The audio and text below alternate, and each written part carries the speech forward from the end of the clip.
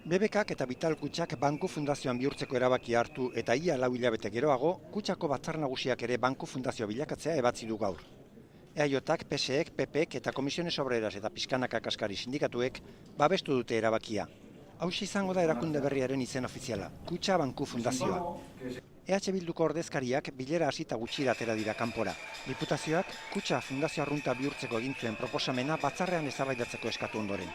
Ez da eztabaidatu eta EH Bildukoek salatu dute mikrofonoa itzali dietela.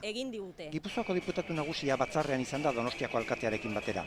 Honako salaketak egitera joan omen da. Hemendik aurrera hau esku partikularretan uste baldin badute eta horrek eragingo dituen galerak salatzeko eta arduradunak nortzuk diren salatzeko. Batzarra egin aurretik mezu bat zabaldu du Xabier Iturbe Kutxako presidenteak. Gipuzkoarrak lasaitzeko asmoz esan du, legeak aginduta bihurtu dela Kutxa Banku Fundazioa, eta ahalik eta aldaketari txikienak egin direla.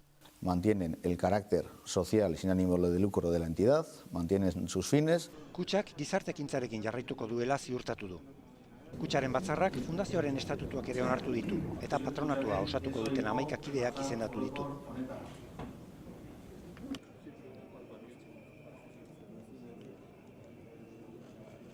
Terminar